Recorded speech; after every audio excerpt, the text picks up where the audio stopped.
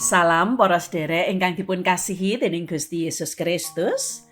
Kula Kristi, Pendeta GKJ Gontokusuman, Klasis Yogyakarta Selatan, badhe ngaturaken renungan Sabda Winedhar Kemis 7 Mei 2026 kanthi irah-irahan ngudiya gesang prayogi.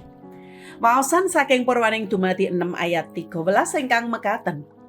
Gusti Allah tumuli ngendika marang Rama Nuh, ingsun wis mutus bakal mungkasi uripe makhluk kabeh. Marga bumi wis padha dikebaki panganiaya. Mulane bakal sun sirnakake bareng karo bumi. Mekaten pangandikanipun Gusti ingkang rahayu inggih menika tiyang ingkang purun mirengaken pangandikanipun Gusti sarta dipun gatosaken. Haleluya. Para sedherek, kita sampun sami paham cariyosipun Nabi Nuh. Nalika Gusti Allah pirsa bilih kawontenaning gesangipun titah risak jalaran polah mblasaripun manungsa, Allah paring paukuman dhateng bumi saisinipun sarana banjir ageng ingkang ngelebi jagat erat. Ingkang wilujeng namung Nabi Nuh lan brayatipun saha sawetawis jinising kewan ingkang mlebet ing prau yasanipun Nabi Nuh. Lelampahan wau estunipun nelakaken bab kawicaksananipun Allah. Krana pamblasaripun manungsa awit saking dosanipun, sedaya titah boten dadosaken renaning penggalihipun Allah.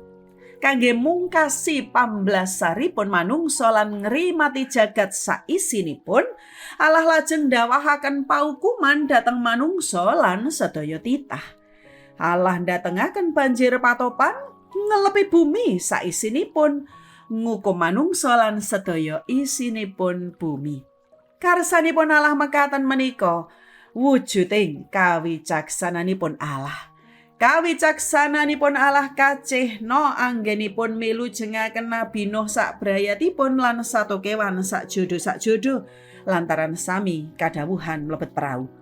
Menika nedahaken bilih Allah boten ngersakaken sedaya titah tumpes.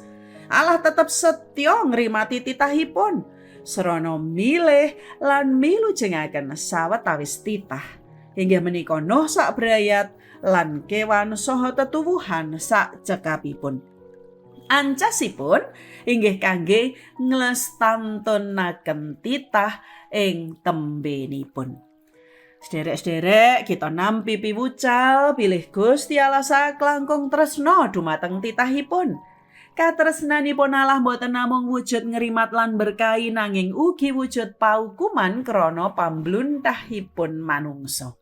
Pramila, sumangga teguh ing pangandel bilih kita karimat lan binerkahan dening Allah, nanging ugi tansah nggadhahi sikap lan tumindak nebihi lampah dosa. Amin. Gusti berkahi, Gusti nganti kita sedaya.